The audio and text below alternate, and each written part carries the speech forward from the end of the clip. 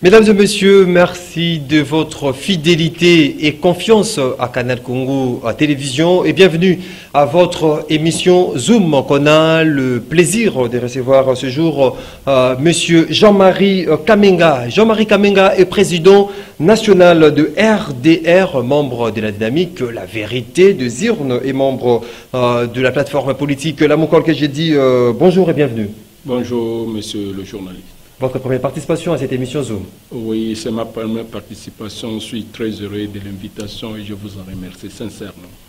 On va décrypter l'actualité dominante en République démocratique du Congo, cette sortie fracassante de l'ancien secrétaire général de l'UDPS, ancien président ad intérim de ces partis au pouvoir, Jean-Marc Kabound, qui, lors de son dernier point de presse, il a essayé de caractériser le régime de Félix Tshisekedi, un régime dont la gouvernance n'est pas normale, mais également aujourd'hui Jean-Marc Kabound pointe du doigt Félix Tshisekedi qui semble être un danger au sommet de l'État. On va parler de ces différents points aussi. Il a touché le point sécuritaire dans notre pays, ce qui se passe à l'est de la République démocratique du Congo, avec bien évidemment Jean-Marie Kamenga qu'on aura à passer au crible. Ces différents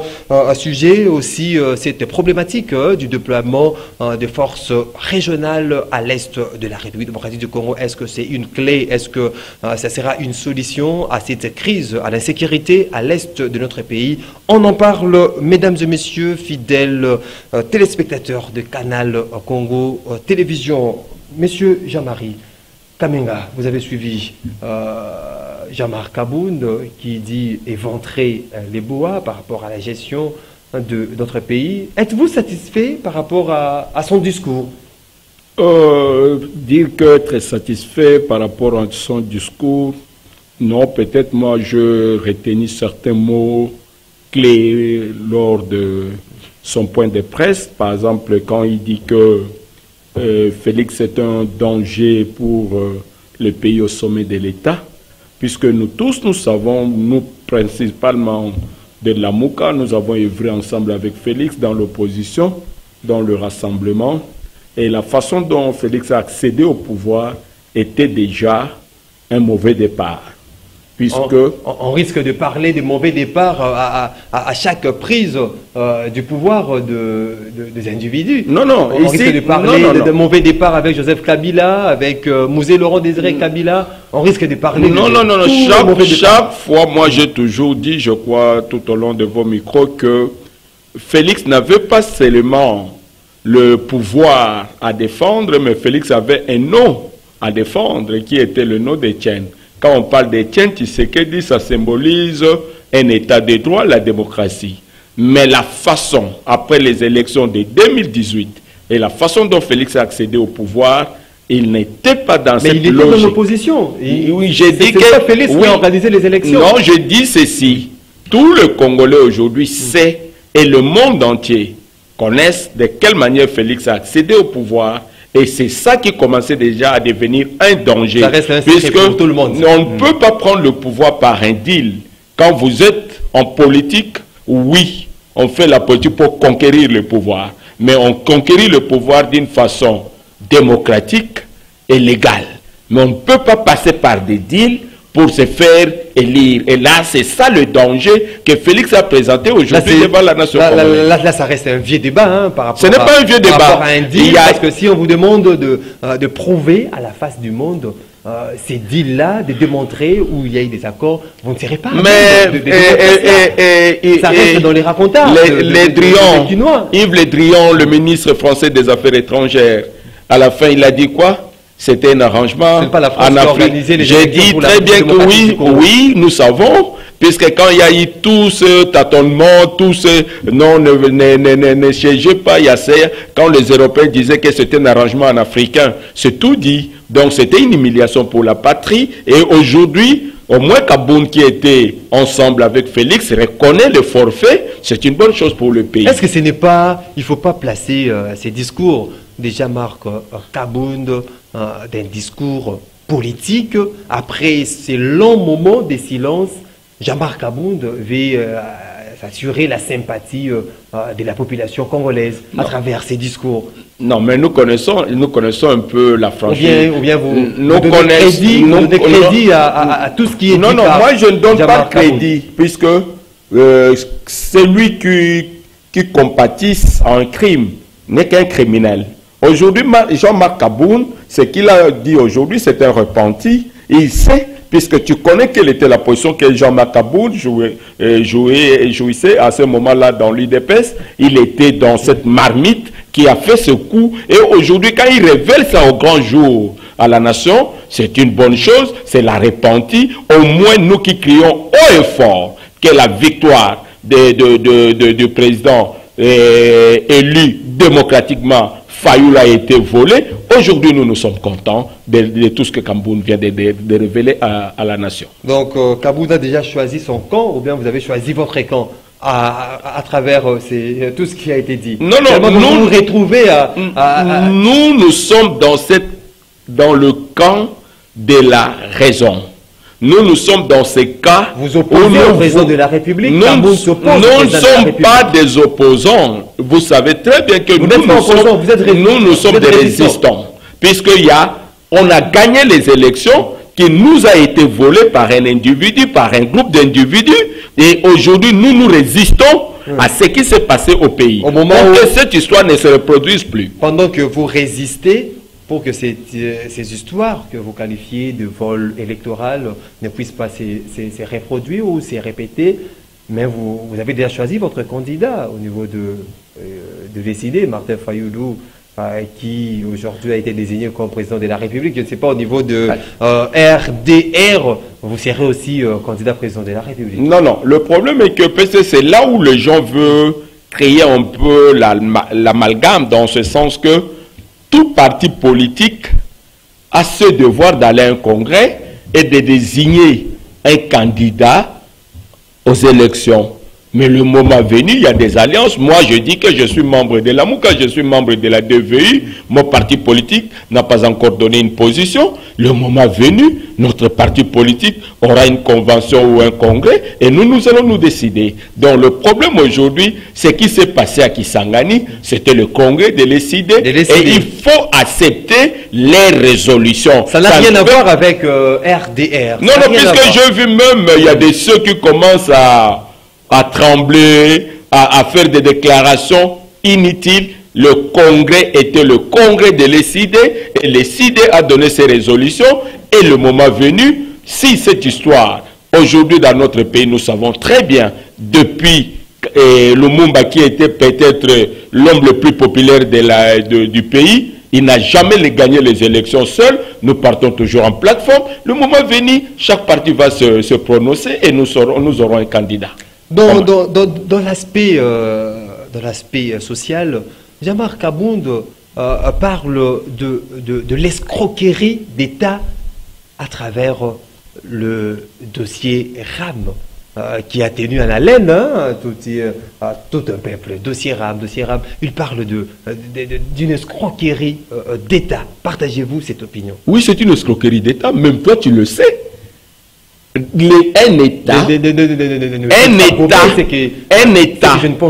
État organisé, nous avons des taxes et nous avons des impôts. Et les taxes et impôts est imposé par une loi qui est votée par le Parlement. Aujourd'hui, vous pouvez me dire quel est le soubassement juridique pour le récolte des rames. Pendant tout ce temps-là, c'est une escroquerie. Tout le monde le sait, même un petit enfant. Ils nous ont escroqués, ils ont escroqué les militaires, ils ont escroqué des policiers. Il était dans le même système, hein? Donc les systèmes l'empêchaient, tellement qu'il était au pouvoir, les systèmes l'empêchaient de dire à la population que non, RAM, c'est nous, le gouvernement, qui en bénéficions. Hein? Au lieu de... Maintenant, aujourd'hui, en opposition... il parle de l'escroquerie. Nous, on avait dénoncé avant même que Jean-Marc Kabound vienne de parler aujourd'hui. Moi, je suis content que, vous savez, quand Mobutu finissait son pouvoir, c'est textuellement avec Félix. Oh. Oui, Félix, non, laissez-moi te dire. Non, non, Félix, non, non, Félix, je t'ai dit que Félix n'aura plus, il n'avait pas eu ça, et il n'aura même plus le suffrage de Congolais. Puisque peut-être si le Congolais... Que vous pensez au non, non, je te dis, à moins que, comme il a placé Kadima, comme il a placé sa cour constitutionnelle, dans sa tête, comme Jean-Marc Abound a dit, comme ils étaient dans ces deals, il y a eu des élections d'organiser, non. Il y a eu des procédures. Non, Maxime. Au niveau de la cour constitutionnelle, au niveau de la CENI. Maxime, nous sommes des Congolais. Nous avons une constitution et nous devons respecter les lois de la République. Et Félix provient d'un parti politique où on prônait réellement le respect des textes. Tu sais de quelle manière l'équipe Kadi met en place. Tu sais de quelle manière. Nulle part. Par organisation. Non, nulle part. Il y a des organisations. Nulle part. Toi, tu as déjà vu un magistrat qui était le premier président de la Cour de cassation. On lui rétrograde pour devenir le premier président à la cour, au tribunal de grande instance. Donc, tu connais de quelle façon, pour la première fois, qu'un président a nommé le juge à la Cour constitutionnelle. Au niveau de l'opposition, vous... Non, c'est ça la réalité. Non, les procédures. Oui, c'est ça. C'est ça la réalité. Nous savons comment... Nous ne tirons pas les draps. Aujourd'hui, s'il y a eu même cette déliquescence entre l'FCC et Cash, c'était à cause de nomination des juges de la Cour constitutionnelle, puisque Félix a violé la Constitution. Et aujourd'hui, quand vous parlez... c'est comme ça que je reviens... Vous vous situez à la Cour constitutionnelle. Moi je à déterminer si la Constitution a été violée. Moi je ne me situe pas. Moi je suis un citoyen congolais qui remarque tout simplement. Qui constate. Qui connaît sa loi et qui doit défendre les lois de la République, qu'il y a un monsieur qui a violé la Constitution en nommant le juge de la Cour constitutionnelle, qui est M. Félix Tshisekedi. Donc quand nous revenons aujourd'hui, c'est pour vous dire que Félix n'a pas gagné les élections en 2018 et le peuple congolais ne va pas le voter en 2023 à cause de ses rames, à cause de tout ce que nous vivons aujourd'hui. Ce peuple congolais, c'est ce peuple dont vous faites allusion, c'est votre propre peuple ou bien Félix aussi a aussi... Mais c'est le même peuple. C'est son peuple. Félix s'est présenté devant le peuple ne lui a pas donné le suffrage, ils ont voté Fayoulou. Il n'a pas gagné les élections. Là, c'est là la proclamation des... Non, c'est ça la réalité. Même moi, je dis que depuis que les élections commençaient dans notre pays, quand tu vas aujourd'hui au site de la CENI RDC, tu cliques 2006, tu verras le résultat de 2006. 2011, tu verras le résultat de 2011. 2018, c'est nul. Il n'y a rien puisque... Corneille Nangaa était incapable puisque la loi électorale disait que on devait publier le résultat bureau par bureau. Vous avez les archives de cette information. C'est ça que nous nous disons. La preuve est qu'il y avait fabrication de résultats qui a été impossible pour Corneille Nangaa de mettre la situation électorale complète, le processus électoral dans le site de la CENI. Est-ce qu'il y a une fraude qui se prépare, un glissement des élections de 2023 à en croire Jean-Marc Abound? Est-ce que vous partagez cette thèse ou bien en désignant déjà, on a vu Matata Ponyo être choisi comme candidat à président de la République en 2023, Martin Fayoulou, il y a certains politiques qui sont déjà candidats pour la présidentielle de 2023. C'est la preuve à suffisance que vous croyez à ce que les élections soient organisées en 2023. Et non, c'est que Jean-Marc Abound parle d'un glissement ou de fraude électorale aux élections prochaines. Maxime, l'élection n'est pas un cadeau qu'un gouvernement peut offrir à son peuple. L'élection, c'est un droit constitutionnel. À chaque 5 ans, nous sommes obligés à choisir nos nouveaux dirigeants. Aujourd'hui, sur place, quand vous voyez la façon dont la CENI est en train de fonctionner, moi je dis que Félix a fait expressement pour le gouvernement de la République. Non, laissez-moi terminer. Puisqu'il devait donner l'argent à la CENI, qui doit donner l'argent à la CENI? Le gouvernement. C'est le gouvernement. Non, laissez-moi te dire. Si le gouvernement doit avoir l'argent, aujourd'hui, la semaine passée, on a lancé l'appel d'offres pour l'acquisition des kits électoraux pour l'enrôlement. OK? Si nous allons dans le mois d'octobre. Non, non, laissez-moi terminer. Ce mois d'octobre, c'est l'illusion, à moins que nous ne soyons pas réalistes. Quand il y a lancement de l'appel d'offres, il y a l'équipe d'adjudication qui doit choisir la compagnie qui gagne le marché. Quand la compagnie gagne le marché, la CENI ne s'impose pas directement pour attribuer le marché. On doit envoyer ces documents à la direction générale de passation des marchés qui doit donner son quitus. Et même s'il donnait le quitus dans le mode urgent, puisque en soi, le quitus peut se donner entre 30 à 90 jours. OK? Quand ça revient, il faut maintenant donner le bon de commande à la compagnie. Les kits ne sont pas disponibles, ne sont pas facilement. On doit fabriquer ces kits, on doit disposer des kits. Quand les kits doivent quitter là où ça se trouve jusqu'ici pour avoir ces kits, vous ne me direz pas que ça va prendre 3 mois pour arriver au mois d'octobre, comme vous le pensez. Et il y a tout ce qui est problème de la logistique. Si nous devons avoir les kits le plus urgent possible, ce qui doit venir par avion, qui va coûter beaucoup d'argent. Mais si les kits doivent venir par eau, par la mer, ça nous fait combien de temps? Donc tout ce que Kadimé est en train de faire, c'est juste distraire la population. C'est une distraction. Une distraction pure et simple. Puisque même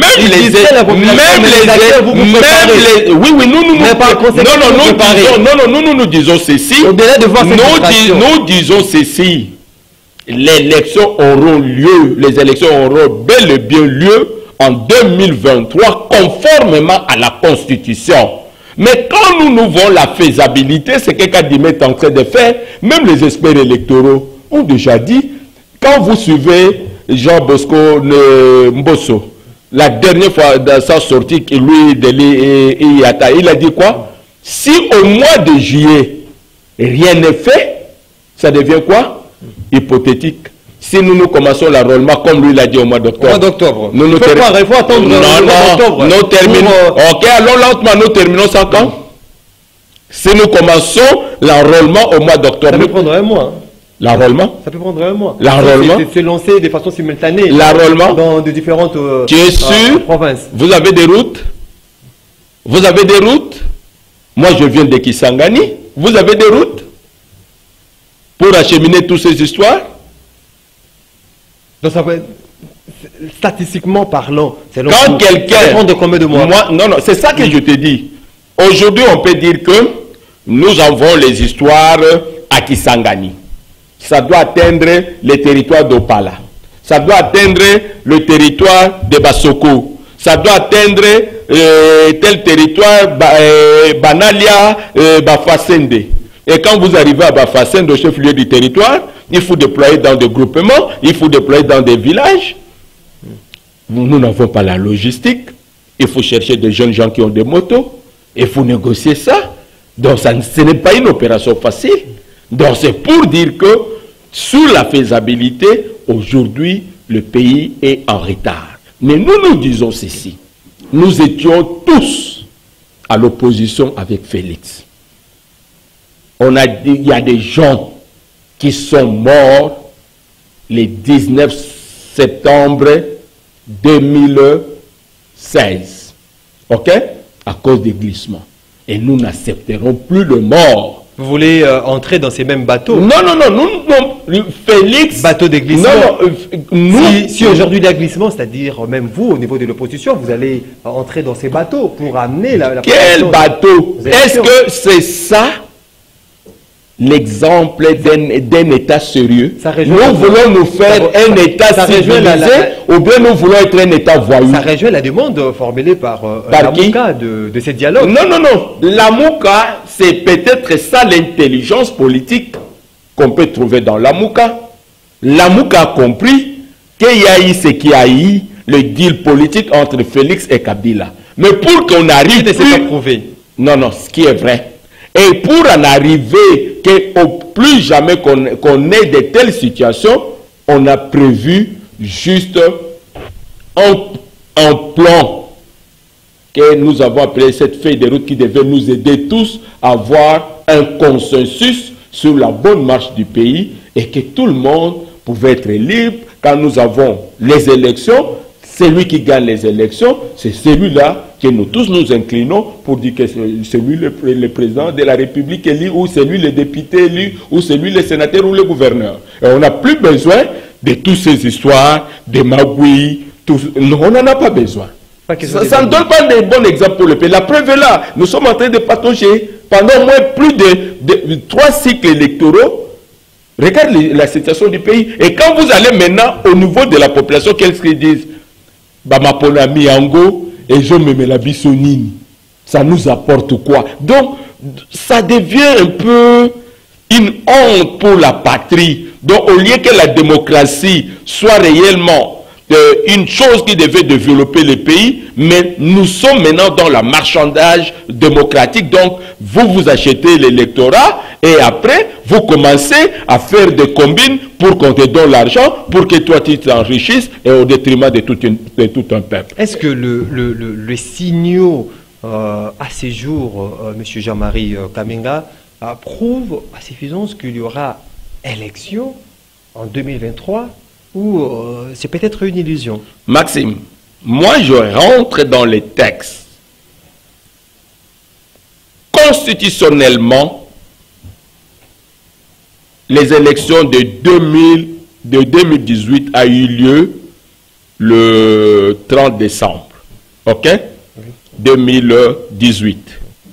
Constitutionnellement, le 30 septembre 2023, les Congolais doivent aller aux élections. Pourquoi?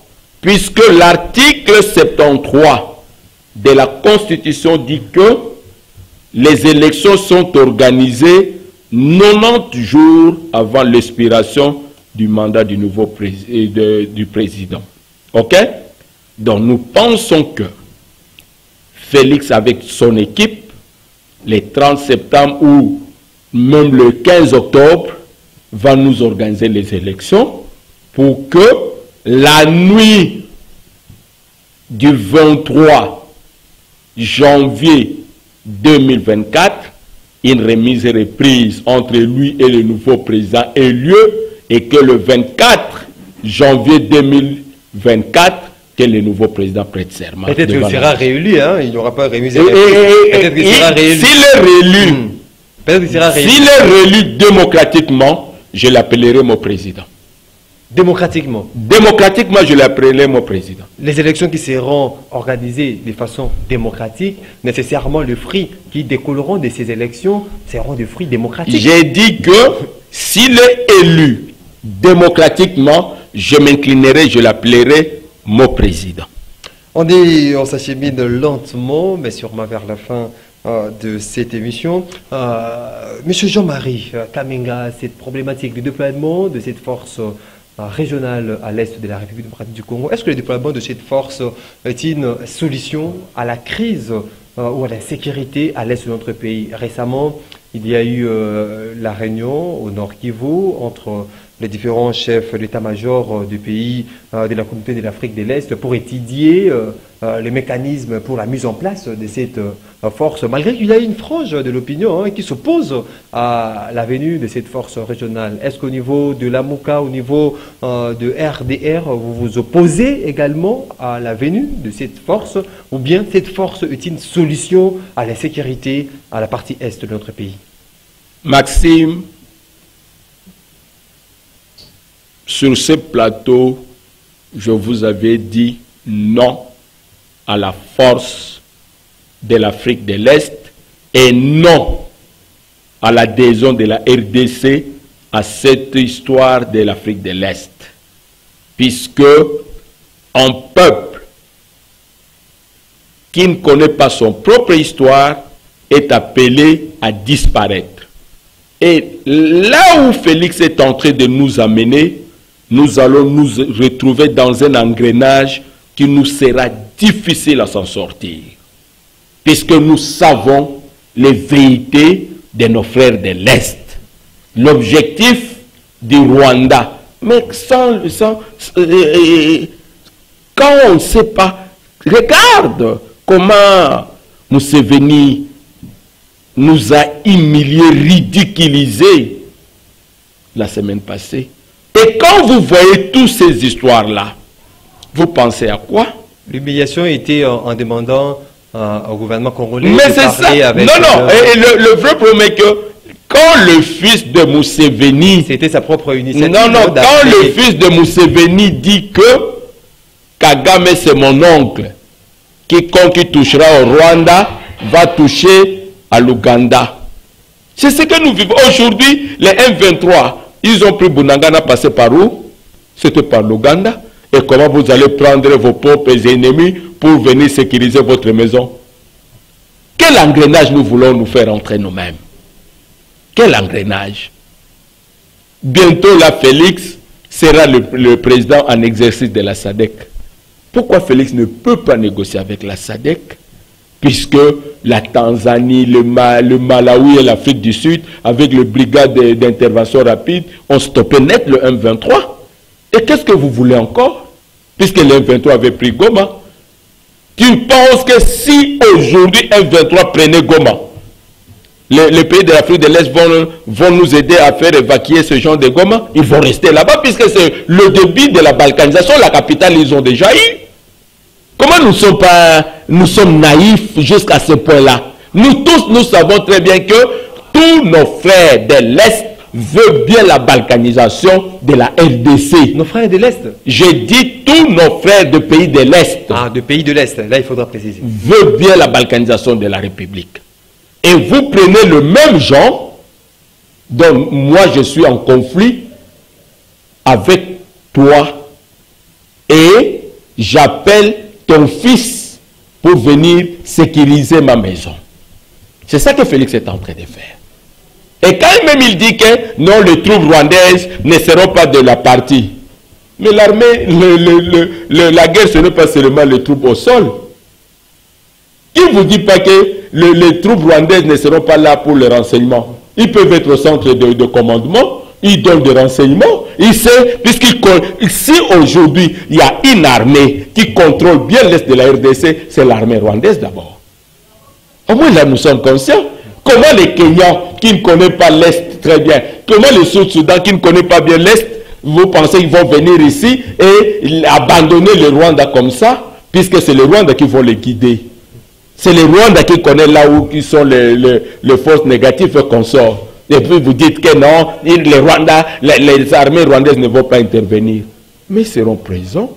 Ils sont en train de jouer avec nous. C'est le dindon de la face. C'est nous qui sommes naïfs. C'est nous qui sommes naïfs. Et c'est ça l'humiliation et c'est ça le pouvoir de Félix. Monsieur Jean-Marie Kamenga, nous sommes à la fin. Votre dernier message, peut-être un message de paix à la population qui nous suit. Le message de paix que je sais que la population congolaise souffre normalement avec tout ce qu'on est en train de vivre avec le pouvoir de Félix, mais nous ne pouvons pas perdre espoir. C'est comme le gens, la lutte a un prix à payer. Comme la lutte a un prix à payer, le peuple doit être conscient de mettre des gens qui est prêt à servir la patrie et non les gens qui viennent pour leurs intérêts personnels. Monsieur Jean-Marie Kamenga, président national RDR, membre de la dynamique de la vérité de Zirne et membre de la plateforme Lamouka, c'était pour moi un honneur et un plaisir de vous recevoir ce jour. Merci, Monsieur Maxime. C'est pour moi aussi l'honneur de prester auprès de vous. Mesdames et messieurs, c'est par ici que nous mettons un point final à votre émission Zoom qui a été réalisée par Bruno Ndinga, Christian Banjolo, Alain Kabongo était à la régie, Olivier Dongwango à la prise.